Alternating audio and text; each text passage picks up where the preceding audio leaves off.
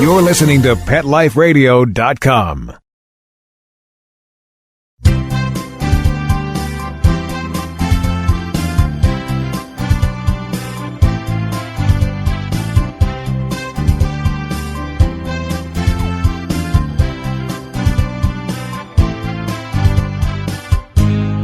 And good morning, good afternoon, wherever you happen to be at this glorious, well, here in Los Angeles, beautiful Sunday morning.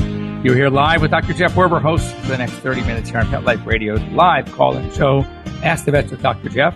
And we're here for you. We're here for you. We're here for your pets. We're here to answer questions. We're here to talk about anything you want to talk about. Of course, I have my canned prepared topic of the day, which we're going to talk about today as well. I want to thank our sponsors for allowing us to be here for you. Those are KVP, Kong Veterinary Products. That's raising awareness for animal welfare through the arts with their really, really cool painted cones that are incorporated into these famous artists' work. It's pretty amazing. Also, Merck's Bravecto, a really phenomenal flea and tick product. I happen to like it a lot.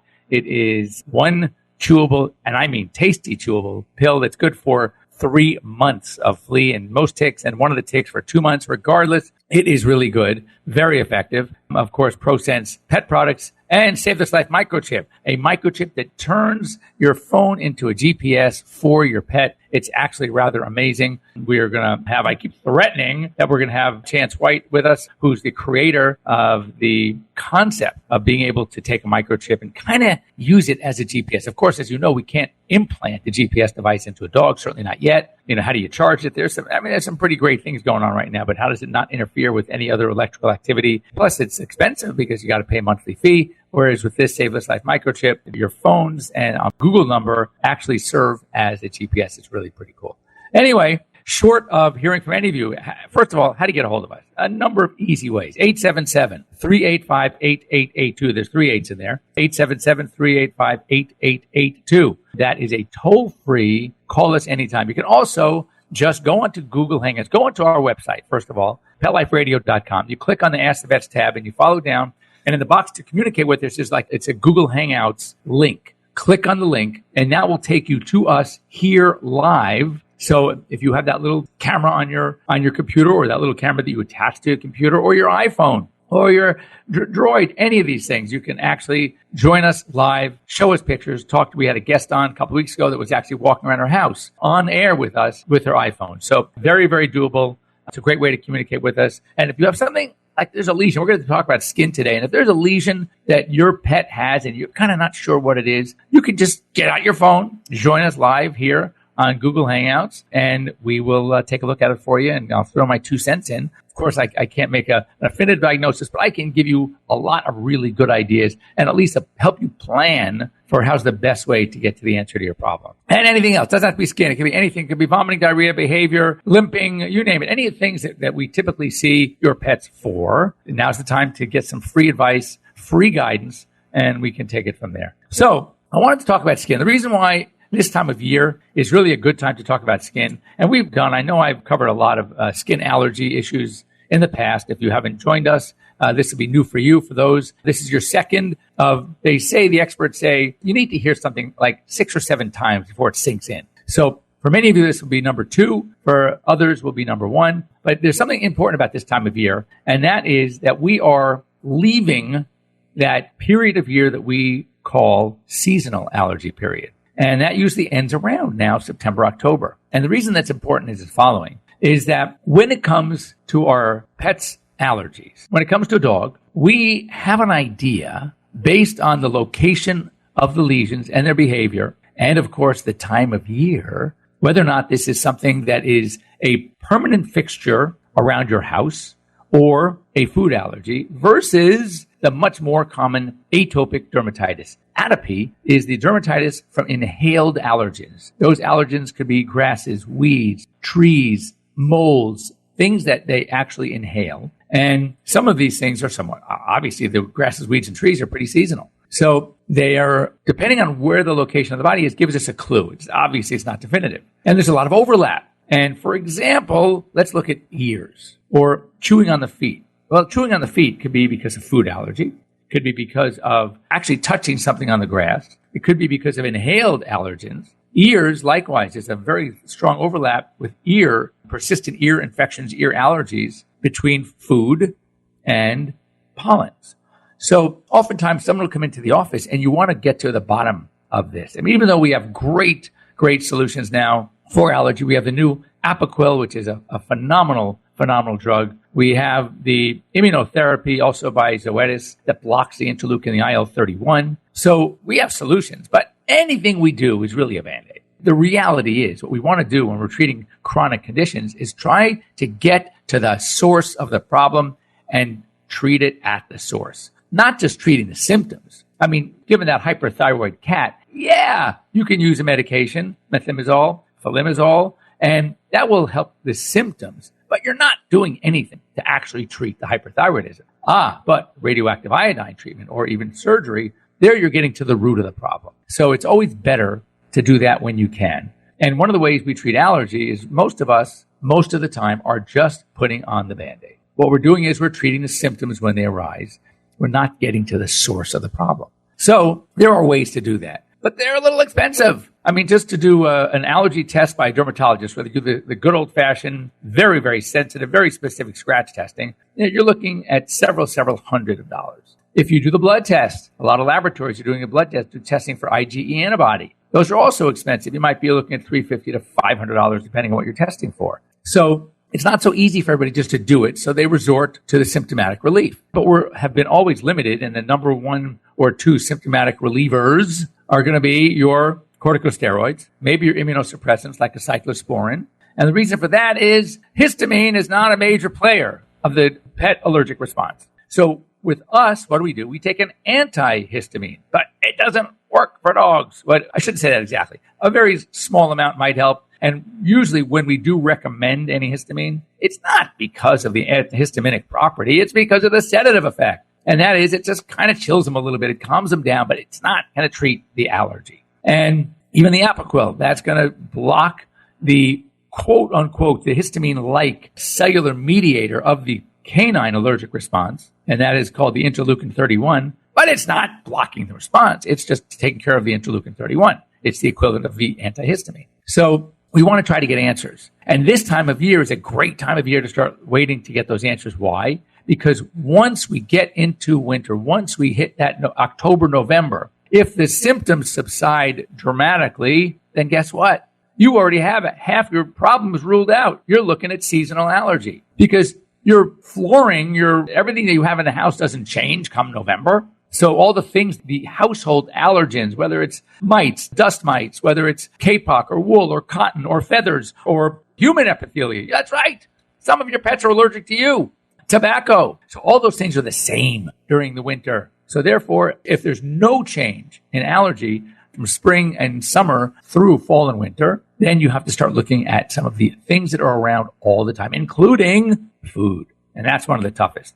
And it's one of the toughest to diagnose. And most people give up because it's so tough to diagnose. And therefore, it's such a great clue. So I tell people that before we start doing a food elimination trial, which we'll get to in the next half of the show, why don't we wait? And we're so close to our time of year that we might get an answer that it's not food right away. And that is, oh my God, they get dramatically better once fall and winter hits. And just so you know, even though foods really take a hit when it comes to allergies, but according to the experts, depending on who you talk to, but somewhere between 15 to 20% of canine allergy is food related. That means, let's look at the other side. That means that 80 to 85% is not food allergy. So everybody goes out there and they're saying, oh my God, I think my dog's allergic. And maybe he has some to the symptoms. Maybe he is chewing at his feet. Maybe his ears are inflamed and irritated. And he is scratching at them. Yeah, those are symptoms of food allergy. But if it goes away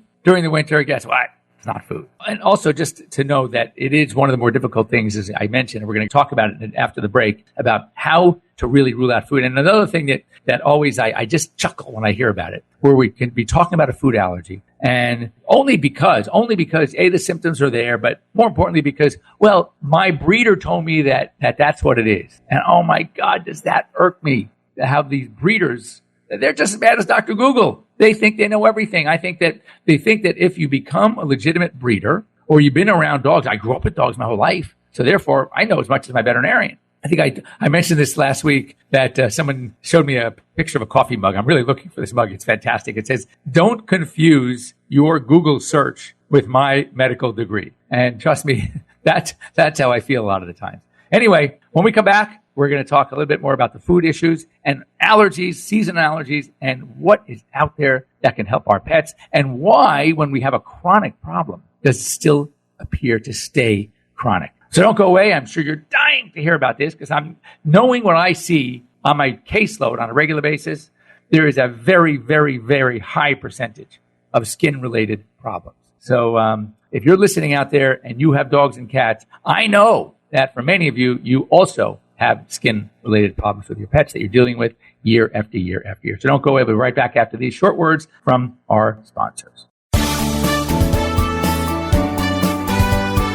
We'll be right back, right after these messages. Stay tuned. It's designerpetsweaters.com. Hand-knitted designer sweaters for your precious pup or cool cat. Beautiful couture patterns for your pets, including custom-knitted formal wear, casual wear, yachting, and even sports-themed. Many designer pet sweaters include feathered tammy hats, top hats, and a lot of sparkle. Each sweater includes leg loops, front paw sleeves, and leash opening. Visit designerpetsweaters.com to order your four-legged fashions today. Your pets will stay warm for the winter and be runway ready. Large or small, we fit them all. designerpetsweaters.com.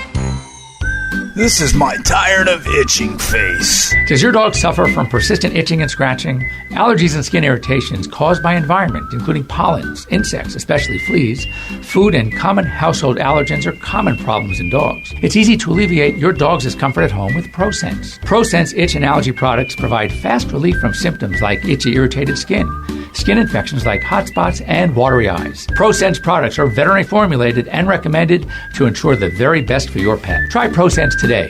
Your dog will thank you for it. Pets love life. Love them back with Prosense.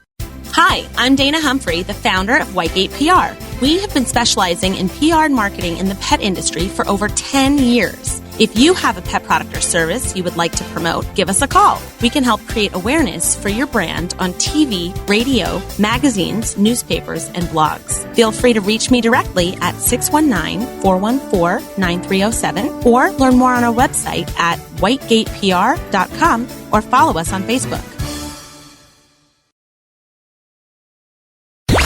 Let's talk pets Let's talk pets on Pet Life Radio. Pet Life PetLifeRadio.com.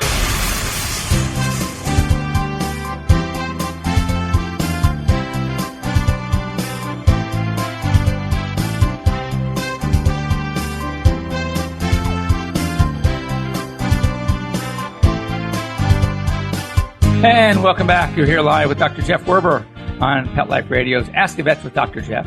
Again, we'd love to hear from you. Easy to get a hold of me. Area code 877, toll free. 385-8882. Once again, 877-385-8882. You can also join us live here on Google Hangouts by going to PetLifeRadio.com, clicking on shows, scrolling down to Ask the Vets with Dr. Jeff, and open that up, and you will see a link in the window down there where you can join us. It says join us, and you can actually live join us. And we're talking allergies, we're talking skin, we're talking pets. It's interesting how when it comes to our pets' allergies, skin is the major issue. Even with food allergies, you would think if you're allergic to food, the problem's going to be gastrointestinal, but no. It's usually skin. And even though food allergies, as I mentioned before the break, are really overrated, only about 15 to 20% of pet allergies are linked to food. And when you think about the trouble it takes to diagnose food allergy, you really want to make sure that it's high on your list before you resort to the testing. And just to give you an idea how tough it is, we'll talk about it for a second. So we have to do what's called an elimination diet. And the good old-fashioned way, and the best way, is to feed your dog religiously, strictly, and nothing else for minimum 6 weeks, preferably 8 weeks, of a non-allergenic food. Something that is either fragments of the proteins, something that is a hydrolyzed protein. And during the trial, they can eat nothing else. That's really hard, everybody. I know it is. And fortunately, it's not so common that you really want to jump to do it. Next up, we have the possibility of doing a novel protein diet or a single protein diet. That is a protein that probably your pet has never seen before. It might be venison or bison or rabbit, weird things. What's not chicken, beef, or turkey or duck, something that it's out there. I heard, we used to have a popular one called KO, kangaroo and oats. But I heard that the groups out there or somewhere, in Australia, kangaroos are a nuisance and they were only too happy to take care of the problem and let animals eat the kangaroo meat. But I think that that is not available anymore. So it's a matter of trying to get your pets onto something they never had before, strictly only that. And then what happens is that if, in fact, it's food allergy, by the end of the 6 or 8 weeks, they should be much improved. Then now I know that it is food allergy. That's all it does. It just tells you it's food allergy. If you did the hydrolyzed protein or the non-protein or it's a fragmented protein diet, then you have to now start testing food groups one at a time. And you want to start making some home-cooked whatever it is that you're going to try, that something they'd never had before. Or in the case of the novel protein diet, if they're doing much better on the novel protein, stick with it. But it really is difficult. Why? Because inevitably that dog is going to pick something up somewhere that he probably is allergic to during the 6 or 8 week trial. And he's going to flare up and you're going to see, it's not that because I'm feeding him a no protein diet or no allergenic diet, non-allergenic diet, and he's still scratching. Well, yeah, he's scratching not because the diet was a problem. He's scratching because he got a hold of something he wasn't supposed to because you weren't watching. Or he got into the garbage or the kids gave him something. So it really is a challenge. If you can do the novel protein, that might be a little easier because if you find something that's good and is working, you can just keep him on that, at least until he becomes allergic to that too, which is very possible. But the key is this, because it's so difficult, when people come and they want to do food trials and they want to do it during the summer and the history is iffy whether or not the problem does get a lot worse during spring and summer, I say, whoa, time out. Why don't you wait? You only got a few months left. Put up with it. We'll treat symptomatically. Let's wait and see what happens come October, November. Because if we get much better, then we know that food is not the only problem. It may be only a very small part of the problem. And when we do not improve, meaning it is something that they're exposed to all the time, I also like to go through things in the house and see, because another problem with the allergy testing is that allergy testing does not do well when it comes to food. Even the scratch testing, it's really not as accurate. The best way to test for food is through the elimination trial, which, as I mentioned, is very difficult. So you can do allergy testing. That will test for other household allergens. And then you could start desensitizing to those allergens. And if we get much better, then that's a great sign. I wouldn't rush into the food trials only because, as I said, it is very, very challenging. Most people fail. Notice I said most people fail. The dog didn't fail. Your pet didn't fail. Even if it was on the right track and it was doing well, it's the person, the household, that usually fails in allowing the dog to get a hold of something they weren't supposed to, something that chances are they are sensitive to. And that's where the failure takes place, because then you're blaming it on the fact that the dog has problems, even though he was on this very special, supposedly non-allergenic food or novel protein food. So it gets pretty confusing. Other things that are complicators when it comes to allergies, and this is regardless of the allergy, is infection, skin infection. And all too often, I hear people that they tell me that this medicine didn't work, that medicine didn't work. And I look at the dog,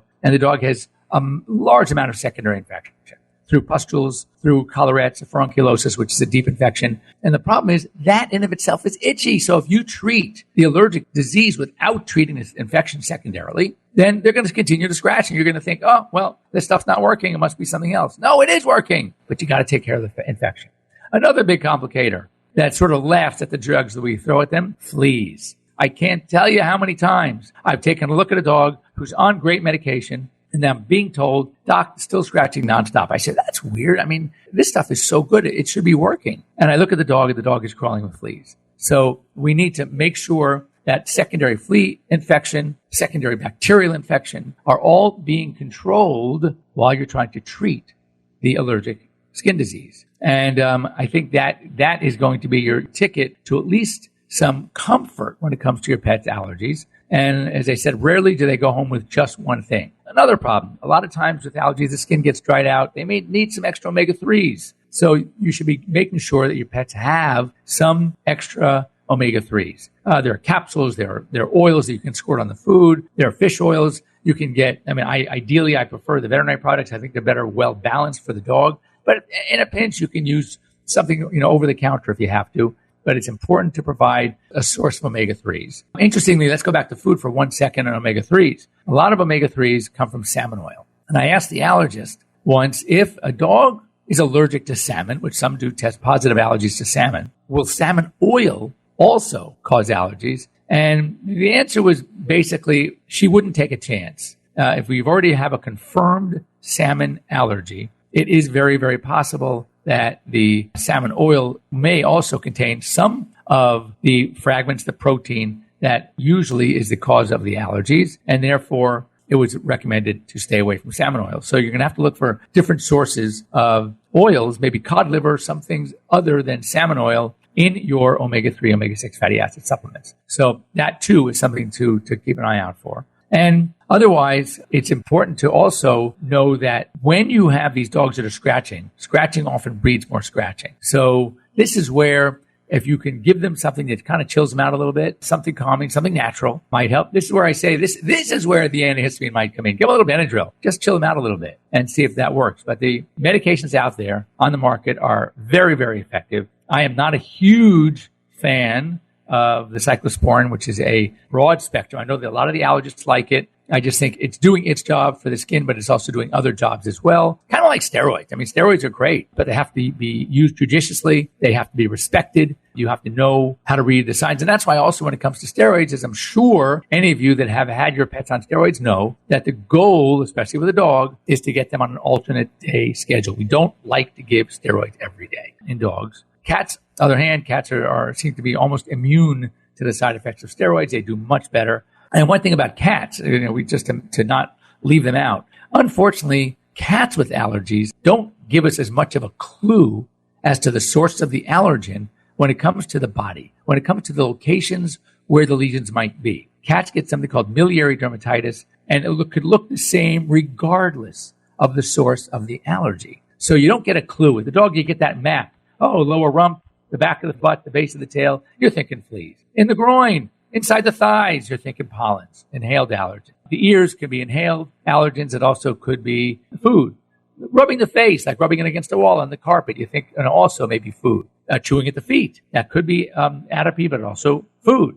So based on, you have an idea. When I see a dog that's missing a lot of its hair on the rump, I'm looking for a flea and I'm going to find it. People think I'm nuts, and I'll sit there and I'll look and I'll look and I'll look, and guess what? I'll find it. So we know that that is an area that typically is involved when it comes to flea allergy dermatitis.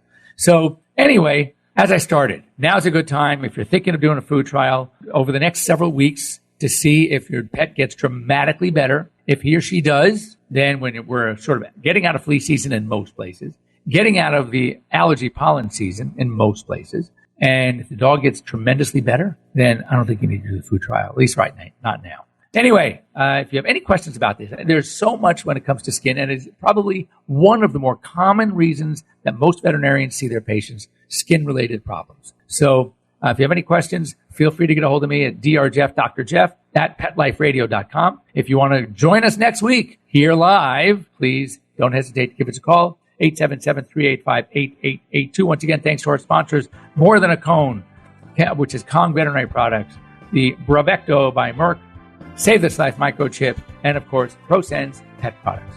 Have a great week, everybody. See you next week. Let's Talk Pets, every week on demand, only on PetLifeRadio.com.